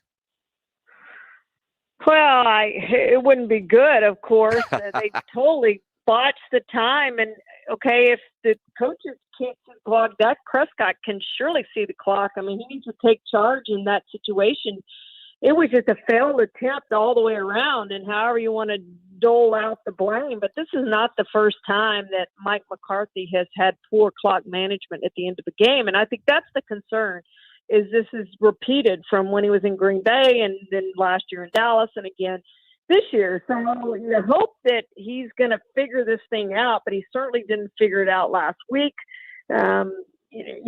Greg Zuerlein saved him by kicking the 56-yard field goal, but you just can't do that. I mean, 33 seconds, and you run the football with Tony Pollard with one timeout left, and that's the only play you get off, and you call timeout with 4 seconds left. It was just botched. And Kellen Moore said yesterday, if I had it to do over again, I wouldn't have called that play. I didn't like the play call, and I didn't like the play call either. I thought he should have called something else. So they messed that up all the way around. Hopefully they learn from it. When you can learn from errors that you make in a game and you still win, that's a good thing, because we could be sitting here today talking about the Cowboys being 0-2 very easily when you start talking about the Chargers having 2 touchdowns taken off the board, a 31-yard reception taken off the board, really a botched call on Michael Parsons' sack on Justin Herbert. His momentum was not stopped. They let that play out, and they would have had third down at the 7-yard line. So you start doing all those what ifs, but the what if on the clock management was the biggest one from the Cowboys standpoint. It's interesting because they could easily be 2-0 or they could easily be 0-2. Right. 2 games come down to the final kick. You win one, you lose one. I look at this team and go, I think the most impressive part of Sunday, outside of them getting the win, was they won a football game without having to score 30 or more points. Yeah, it's been a long time since they were able to do that, and that's what was impressive. They wouldn't have done that last year, obviously, with this defense. And the defense is playing much, much better than what it did last season. And Michael Parsons has been a big reason for that. And they were able to do it without their starting defensive ends. That was even more impressive because I thought they might have a problem there putting pressure on Justin Herbert, but they were able to get it done defensively. And a credit to them, a credit to Dan Quinn, who should be assistant coach of the year if they keep this up, because he's done an outstanding job rebuilding that defense from where it was last year, giving up the most points in franchise history to where it is now. So, yes, that's been the key thing, is that defense has been much, much better. Charean Williams from Pro Football Talk joining us here on the Blitz. As good as the offense looked against Tampa Bay, and they look good against the Chargers as well. They ran the ball for almost 200 yards, 31 carries. Dak only had to throw 27 times, had 237 yards. But they got 2 quick touchdowns, and then that was it. As far as getting into the end zone, is there a concern with the offense? Well, they were so good in that first quarter, and it kind of disappeared. So they're going to have to figure out if it was something the Chargers did, something they did. As you talked about, that there's a fine line between winning and losing in this league. There's a fine line also with having a 75-yard touchdown drive and having to go 3 and out and punt the ball away. I mean, you have a penalty, you have one thing go wrong, and you're backed up, and a drop pass, a sack. I mean, so many things can go wrong, and that really affects drives. And so they just need to look at it drive by drive. And, why did we have these 2 touchdowns? And people want to blame the kicker in week 1. I want to blame the team for having to settle for a 31-yard field goal. You've got to get the ball in the end zone when you get to the red zone. And they have not done a good job of that. And they have not done a good job of that as a team in a long time. So they need to figure out, when they get down inside the 20, let's get some plays that are going to get us some touchdowns, whatever that is. Let's use our playmakers and let them make some plays. And I know the field gets condensed right there and all those sorts of things, but if you're a really good team, if you're the Tampa Bay Buccaneers, you're scoring touchdowns, you're not settling for field goals or field goal attempts. When I think about Kellen Moore in the red zone, we saw it last year, and last year I think, all right, I'll give you the mulligan with all the different quarterbacks and injuries that you were dealing with, but you go to the Tampa Bay game or even the game on Sunday against the Chargers, yet Tony Romo's on the CBS broadcast saying Kellen Moore is going to be a head coach next year, and I think it's a little premature for that.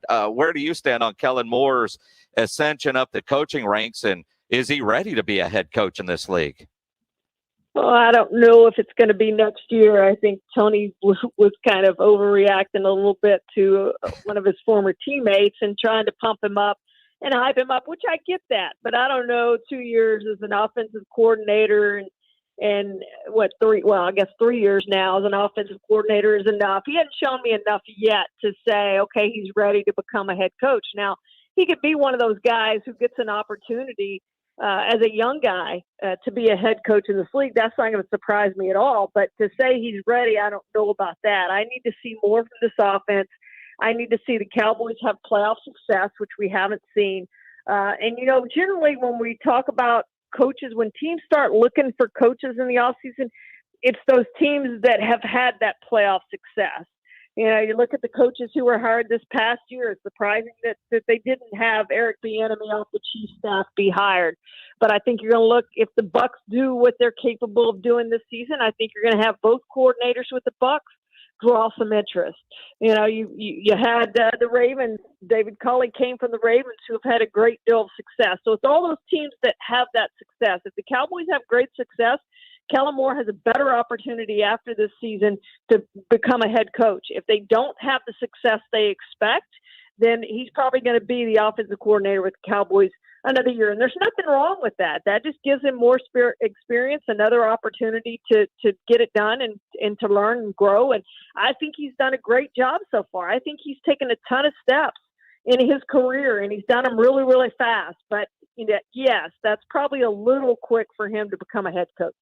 I certainly agree, Charean, and he'll have to make his money this week if Amari Cooper can't go. We know Michael Gallup is going to be out. If the Cowboys are down those two wide receivers, and I hate when coaches say, we'll see, when you're talking about a rib injury, kind of like what Tua's going through in Miami.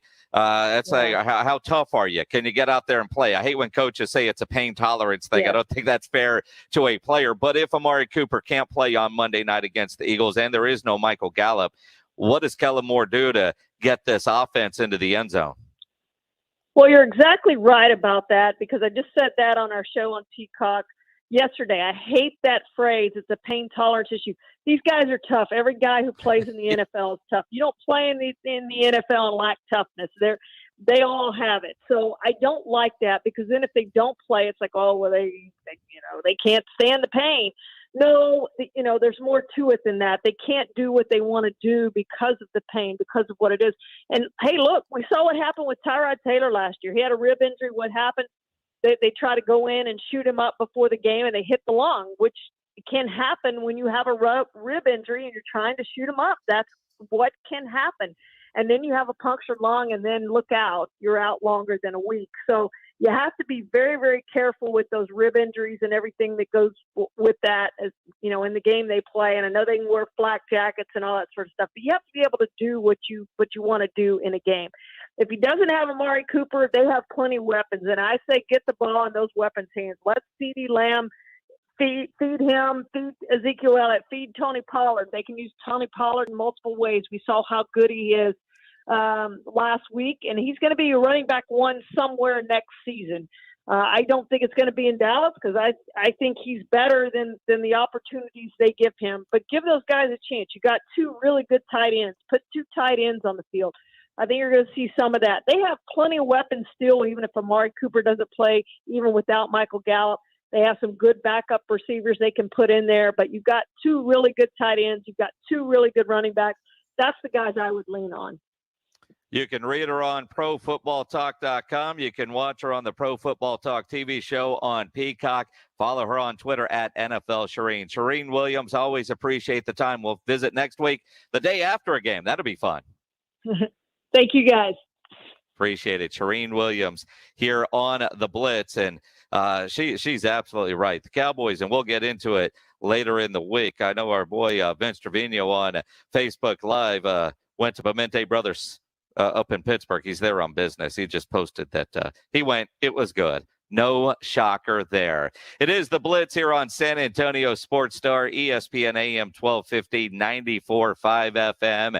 If you're playing fantasy football and you're not using Underdog, you're doing it wrong. Underdog Fantasy is the best new place to play fantasy sports. They've got daily and season-long fantasy sports, an NFL pick'em game. What I love is I love playing the pick'em games. The amount of you that are sending me screenshots of your plays, keep doing those. You can send them to me on Facebook or tweet them to me at Jason Minix. You can pick any 2 to 5 player props to parlay them together, and you can win up to 20 times on your entry in one night. My friend Steve had 4 of 5 last night, missed turning 40 into 800 by one reception. That's what's fun about it. The over, the under, pick whether a player is going to go over a given stat line. They got rivals, which you could pick which player between the two of them is going to have more of a given stat line in a game. It's a lot of fun. So sign up today with promo code radio. Make your first deposit to receive a free $25 in bonus cash. Visit UnderdogFantasy.com or find them in the App Store. Register with promo code radio to get $25 cash for free with your first deposit. Download the app today. Start playing today. Just use promo code radio at sign up. Terms and conditions apply. Go download the mobile app. Play online. UnderdogFantasy.com. We've got your free tickets to see every Dallas Cowboys home game all season long. Register to win now at SASportsStar.com. Cheer on America's team on your home for Cowboys football. San Antonio Sports Star, ESPN 1250 and 94.5 FM. Howdy, San Antonio. Chip Ingram from the Roo Pub and the Angry Elephant, inviting you to come out and enjoy patio season. We have newly remodeled patios, garage doors, and everything else you need to enjoy this great South Texas weather. As always, ice cold beer and specialty drinks. Happy hours daily from 11 a.m. to 7 p.m. And our kitchen is open from 11 a.m. to 2 a.m. See you soon at the Roo Pub and the Angry Elephant at 281 and Redland Road. Rudy J here, and I want to tell you about Manrique Custom Vision. Dr. Manrique has performed over 58,000 laser vision corrections, and he's the only Z-LASIK trainer in the area. He treats nearsightedness, farsightedness, and even astigmatism. And all procedures are blade-free and pain-free, and they just take seconds per eye. Get the vision you deserve without glasses and contacts. Call 354-2020 today to get the Manrique difference. Don't compromise your only set of eyes. Call 354-2020 today. Central Builders Incorporated is a family-owned, award-winning general contractor headquartered in San Antonio. Since 1989, CBI has completed over $1 billion in construction projects, including large-scale remodeling, expansions, and ground-up construction. The award-winning CBI has also been recognized by the San Antonio Business Journal as one of the best places to work for the past 4 years, and Central Builders is hiring. Learn more at centralbuilders.net. That's centralbuilders.net. If you think the COVID vaccine alone will protect you from the coronavirus, think again. As the deadly disease breaks through to people who are vaccinated, it's critical to take a reliable temperature reading with the Exergen Temporal Scanner. It's the only thermometer whose accuracy has been proven in more than 100 clinical studies versus the non-contact devices that have no supporting studies and produce a false sense of security. Vaccines are not enough, and thermometer accuracy matters. Learn more at Exergen.com. Did you know that United Healthcare helps connect you to doctors and therapists with 24/7 access to virtual care? So I could have therapy from my couch? Yep. Or a doctor appointment from my car? If you wanted to. Wait, you're right. I don't even like when people see me sing in the car. Couch appointment it is. Virtual visits are just one of the ways United Healthcare helps connect you to better health. Learn more at uhc.com. Plan benefits may vary. Vaccines are not enough. If you think vaccines alone will protect you from COVID-19, think again. Monitor regularly for fever, as it's the leading sign of COVID-19. Use Exergen, the only thermometer scientifically proven to detect fever. Protect yourself and your family with Exergen Temporal Scanner. Learn more at Exergen.com. Exergen is changing the way the world takes temperature. They played 162 games for a shot at this. The MLB Postseason, where you're just one pitch, one hit closer to the World Championship. We've got you covered on San Antonio Sports Star, ESPN 1250 and 94.5 FM. Jay Will and Zubin on San Antonio's Sports Star, ESPN AM 1250 and 94.5 FM. It is the Blitz here on San Antonio Sports Star, ESPN AM 1250, 94.5 FM. I'm Jason Minix. It is time for our injury update, powered by the Sports Institute at TSAOG Orthopedics online at TSAOG.com. Technically a little bit early, but we get off early today because the Rangers and Yankees will take over at 6 o'clock. Let's welcome in Dr. David Espinosa from TSAOG Orthopedics. Doc, we got to start with bruised ribs because Amari Cooper has them. Tua has them down in Miami. Tua had to get carted off the field. Nothing broke. They're bruised ribs. Both coaches say they could play this week maybe based on pain tolerance.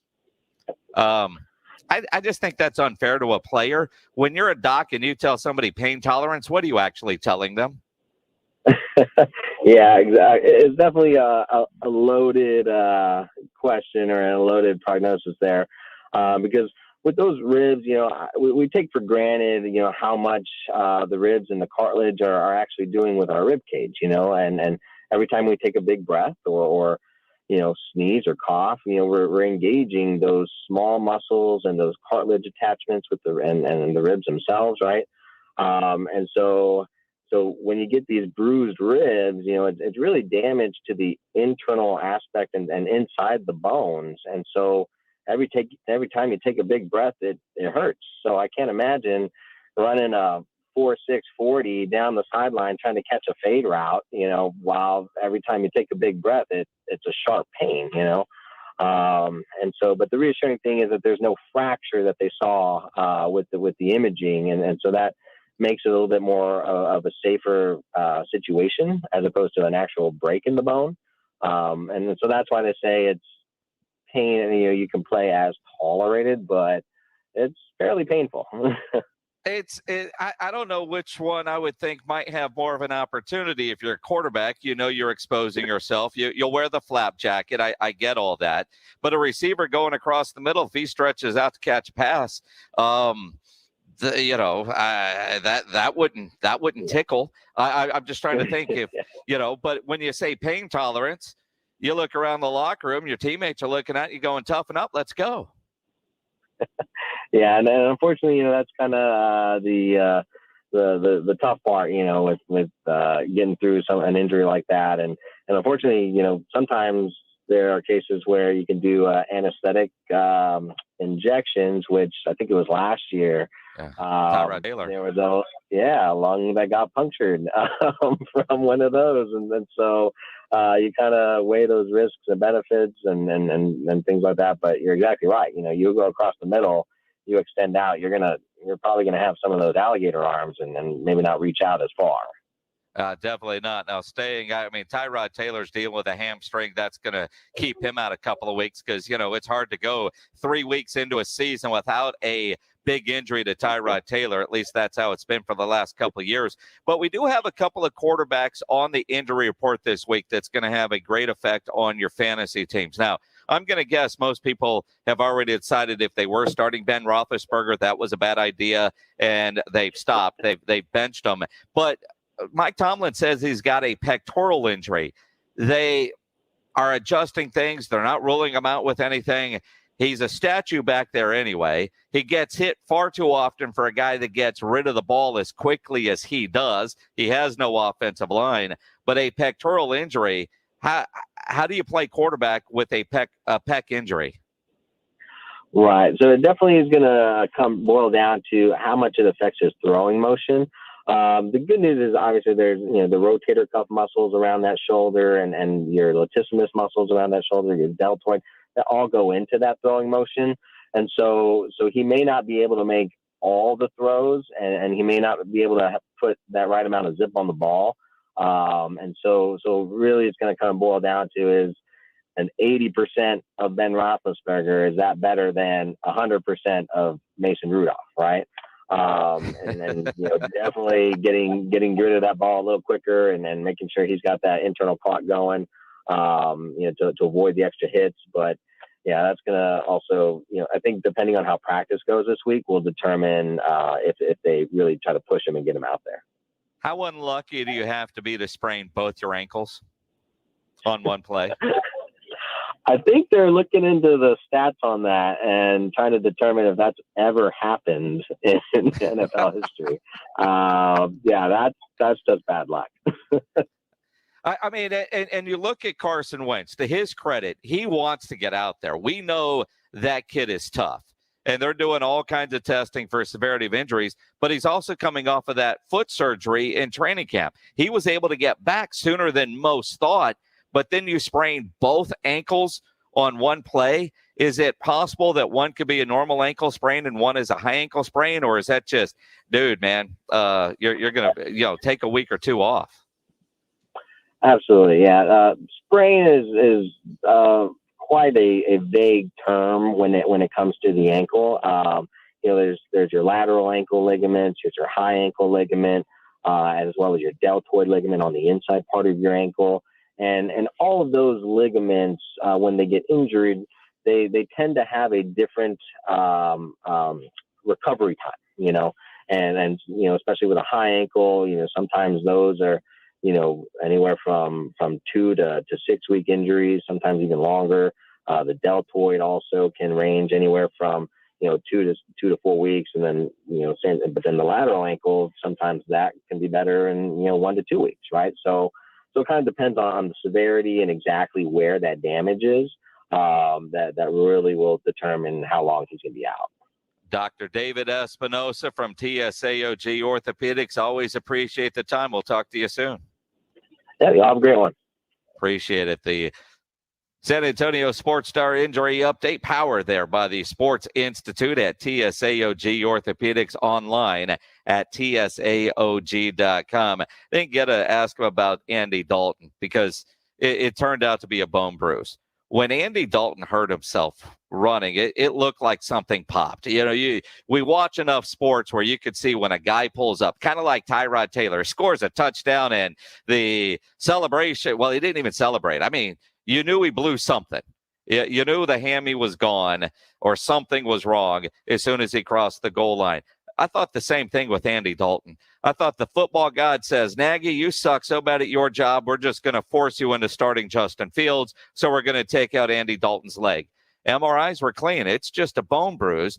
And Matt Nagy still will not name Justin Fields the starter. For the life of me, I don't understand Nagy's reasoning with what he is doing with Justin Fields. When you look at Andy Dalton, may play, but Nagy won't even say, you know what, Justin Fields will be our guy if Andy Dalton can't go. I mean, would you really start Nick Foles over Justin Fields if you're Nagy? I know you have that option, and he's certainly making it seem that way. But watching that Bears game, and it was on Red Zone, when Justin Fields came in, he just energized that football team. It feels like all his teammates want him to be the guy, even if he's not the better quarterback, even if he's not ready. He brings a little juice to that offense. And that Bears team, that's a team that looks like they need that juice. I mean, that's where they're going. I just don't understand why Nagy won't even say, yeah, if Andy can't go, it's going to be Justin. Although, actually, I can kind of see it, because then everybody's going to be wishing that Andy Dalton wakes up and can't walk. Feel bad for Andy Dalton. Texans need to make a trade for him. Let him finish out his career in his hometown.